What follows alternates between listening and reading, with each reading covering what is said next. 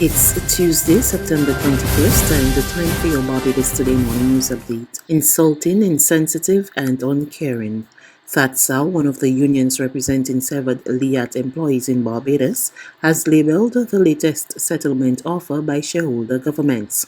The National Union of Public Workers' position coincides with a rejection by regional unions of the same offer, which proposes 50% of workers' redundancy pay with a component that involves compensation by issuing of lands and bonds. Emmanuel Joseph has more. Acting General Secretary of the NUPW, Wayne Wardman, whose union represents local pilots, is adamant that lands and bonds do not constitute a meaningful settlement for unemployed workers who have immediate debts to satisfy, including mortgages.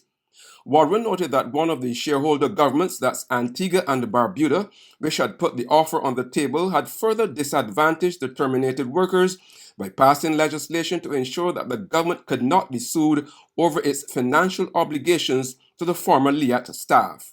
So I don't know, coming out with a cash part deferred payment, fixed asset arrangement. Seriously, doesn't count. Seriously, address displaced workers. Displaced workers want immediate relief. They have been suffering too long, and to me, it doesn't reflect that level of commitment one would expect in terms of a meaningful response.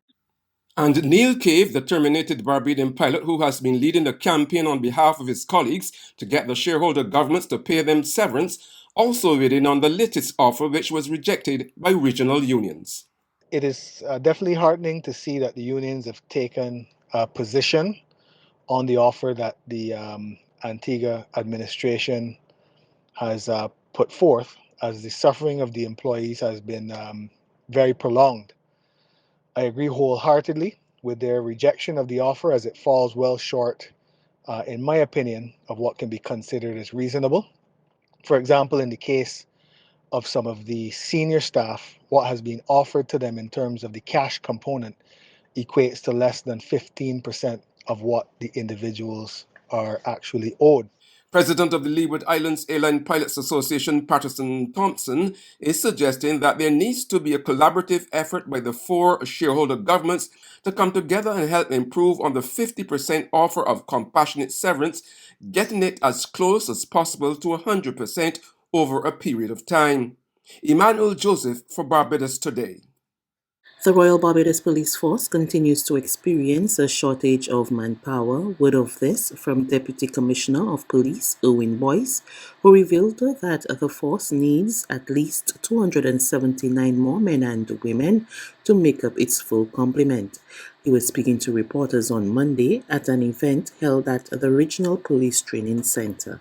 I find that one of the issues where we are talking recruiting, being a policeman, an ordinary member of society, a fellow on the street, is what's in it for me? Where's the dollars and cents? The dollars and cents are not attractive enough for the level of perception as it relates to danger, as the level of perception as it relates to personal sacrifice. Because as a police officer, there's a tremendous amount of sacrifice you have to make. You sleep, I work, I up. You party, I up.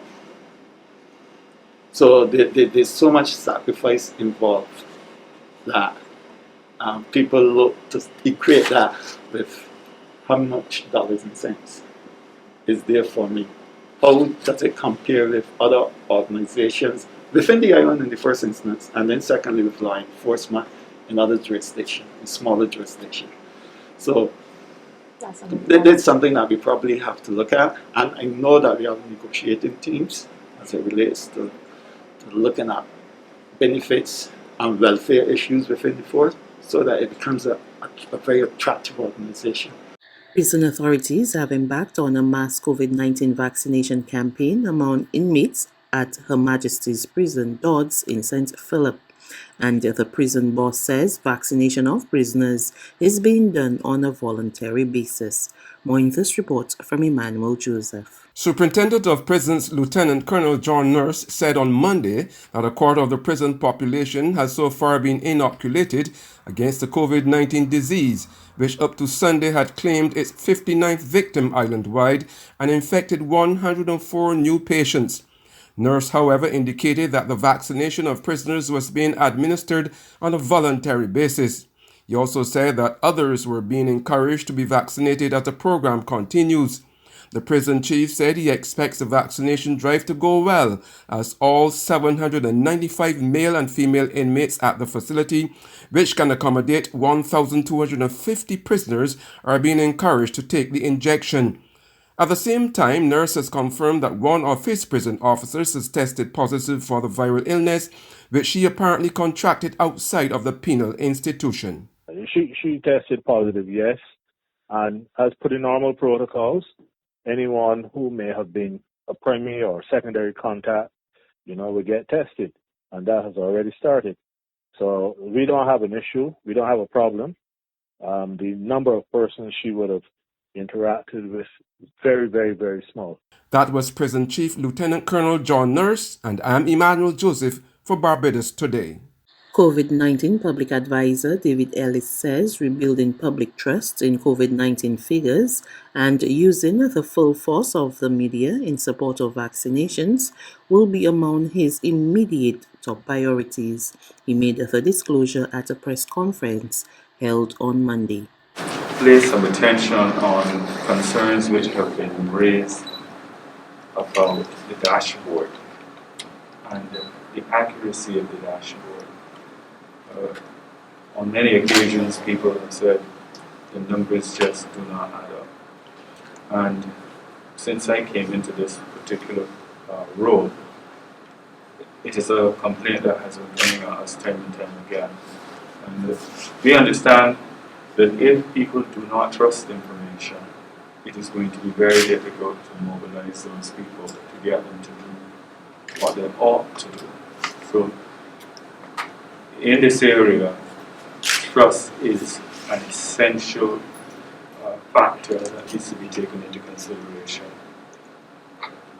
We have now been able to get a surveillance officer and an epidemiologist to work with the people at Harrison Point in trying to get those numbers, and we are very hopeful that as a consequence of that, we will correct that particular problem with respect to the dashboard. There's regional and international news after this short break.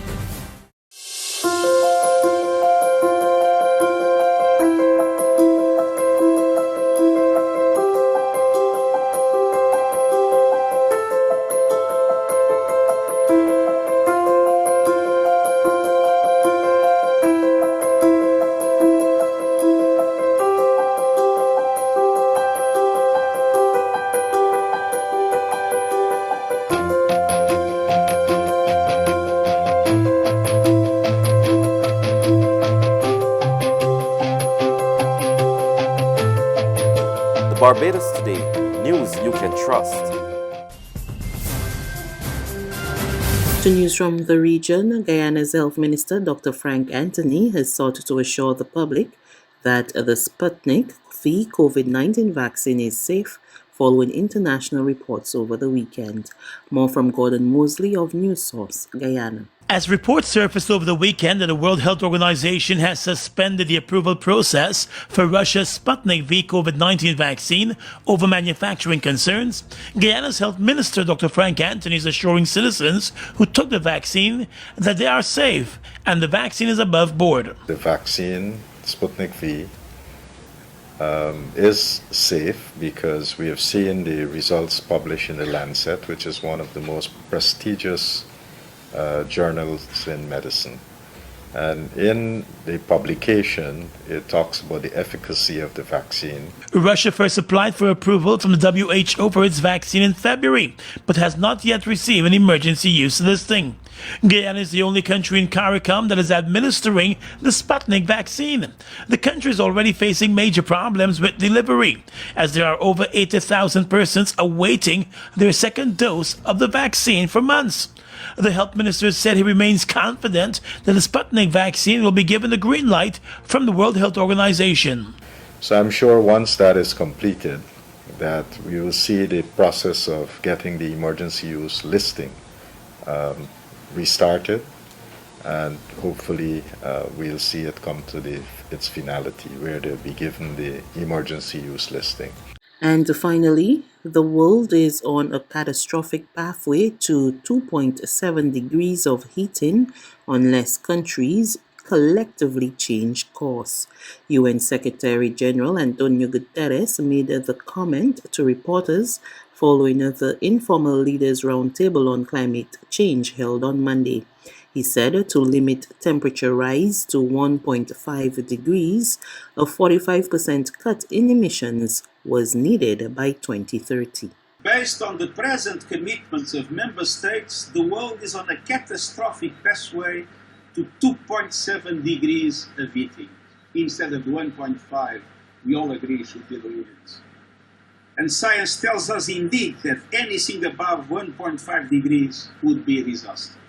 Commitments made until now by countries imply an increase of 16% in greenhouse gas emissions, not a decrease of 45%, an increase of 16% in greenhouse gas emissions in 2030 compared to 2010 levels. And this means that unless we collectively change course, there is a high risk of failure of COP26. So today I ask leaders to do what is needed to make sure COP26 is a success and that it marks a true turning point.